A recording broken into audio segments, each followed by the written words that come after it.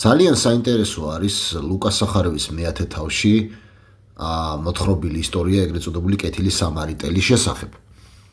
ეს არის შეკითხვა, როდესაც უსვამენ უფალი იესო ქრისტეს, ვინ არის მოყვასი ჩემიო და იგი პასუხად ამ იგავს უყვება. და რატომ არის საინტერესო? იმიტომ რომ ამ იგავს აქვს ძალიან ბევრი შრე. პირველი შრე არის ის, რასაც უფალი იესო ქრისტე თვითონ ვთქვათ, პასუხად აძლევს მკითხველს, ვინ არის მოყვასი ჩემიო და შემდეგ შეკითხვას აძლევს, რომ ამ სამიდანო ნახავთ ახლა ცოტა ხანში ვინ არის მოყვასიო და მეორე არის ძალიან ღრმა გადარჩენის, ცხონების, განღმრთობის სწავლება თვითონ ამ იგავში და მოდით მე მინდა მეორეზე გავამახვილო ყურადღება, რადგან წმინდა მამები ამას ძალიან ნათლად განმარტავენ, რომ თვითონ ასე ვთქვათ ამ იგავის უფრო ღრმა ფენაზე. როგორ არის ეს იგავი? შემდეგნაირად ჟღერს.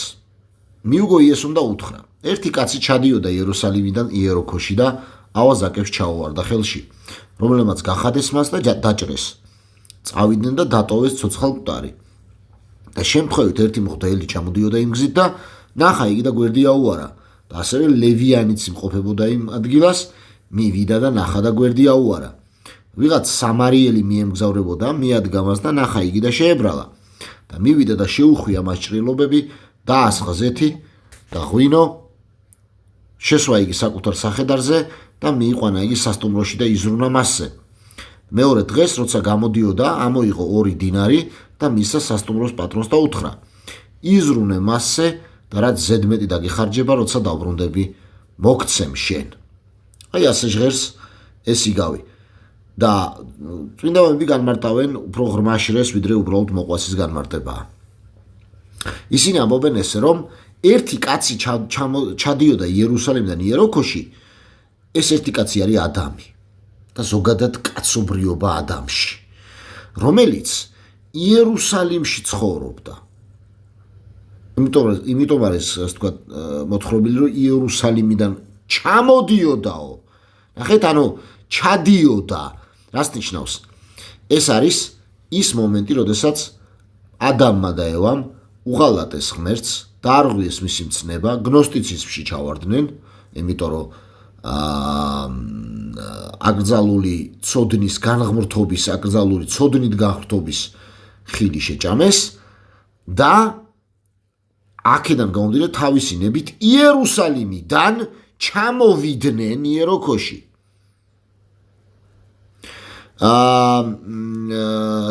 თვითონ ზმნა ჩამოსვლა არის იქ, ეს დაცემას ნიშნავს, დაეცნენო, იერუსალიმიდან დაეცნენო და ავაზაკებს ჩაუვარდნენ ხელშიო. რომლემაც გახადეს იგი, გახადეს ნიშნავს განძარცვეს მადლისგან. წმინდა მამები ასე განმარტავენ, რომ განიძარცვა სულიწმინდის მადლისგან, საღვთო ენერგიებისგან.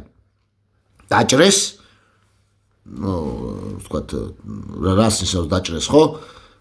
ხრწნადობა მიანიჭეს, მის სულსა და იმას, ვთქვათ, სიკვდილი შევიდა ადამიანში, წავიდნენ და დატოვეს ცოცხალ მკვდარი. და აქ მამები განმარტავენ, რომ ცოცხალ მკვდარი ნიშნავს, რომ იგი არ იყო ბოლოდე მკვდარი. მას კიდევ შენარჩუნებული ქონდა შანსი, არ იყო ასე ვთქვათ ბოლომდე განადგურებული კაცობრიობა.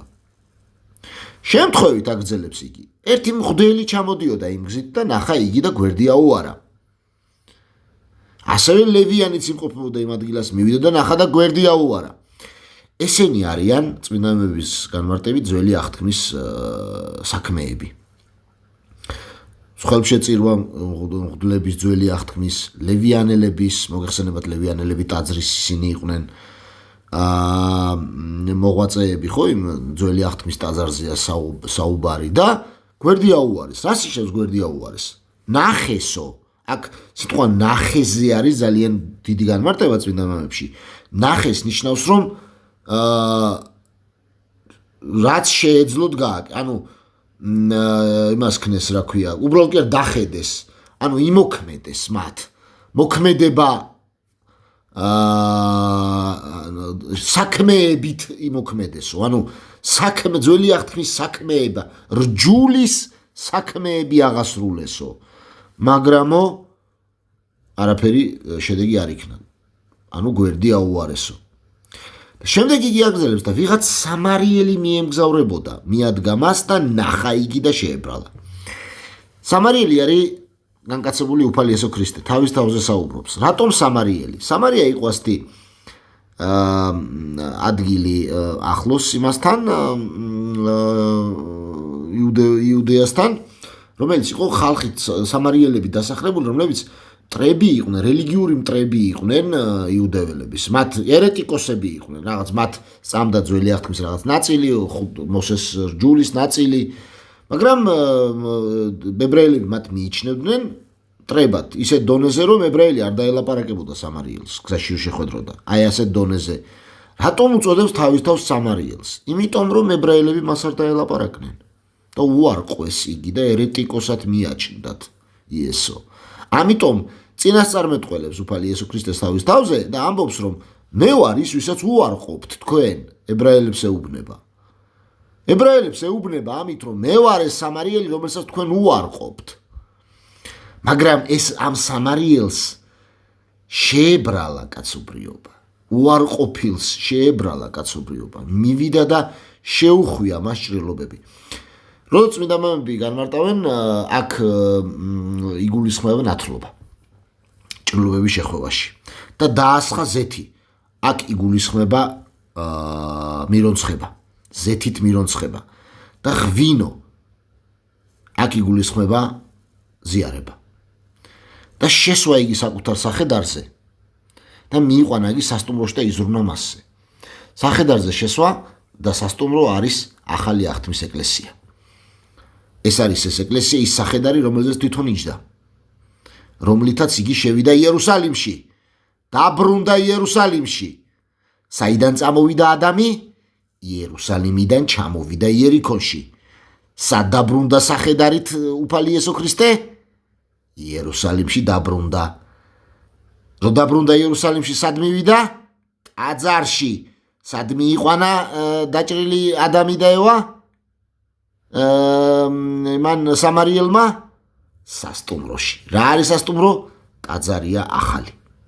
ეს არის ეკლესია. ახალი იერუსალიმი, ებრაელები, ახალი ებრაელობა, ახალი ისრაელი. და მეორე დღეს, როცა გამოდიოდა, ამოიღო 2 დინარი და მისცა სასტუმროს პატრონს და უთხრა: იზრუნე მასზე და რაც ზედმეტი დაგეხარჯება, როცა დაუბრუნდები მოგცემ. მეორე დღესო, გამროცა დააბინავა, ესა ხო?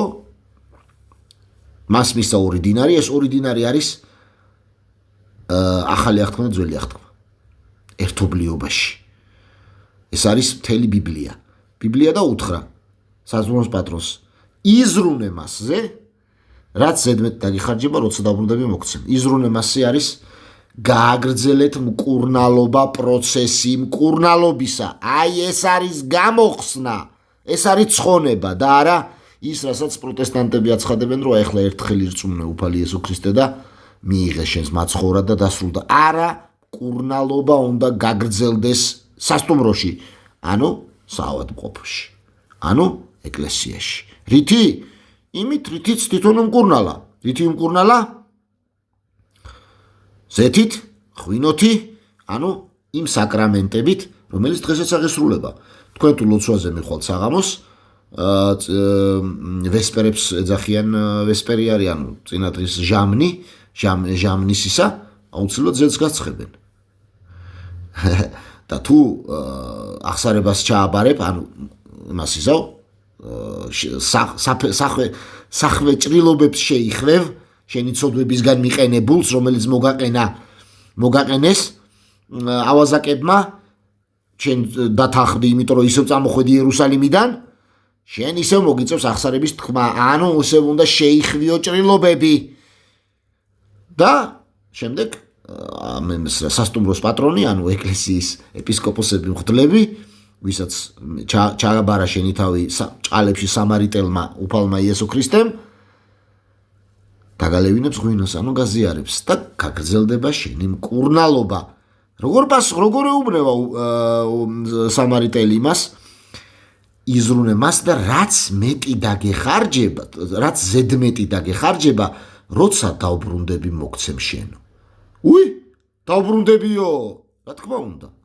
იგი დაბრუნდება და ამას ქვია მეორედ მოსვლა.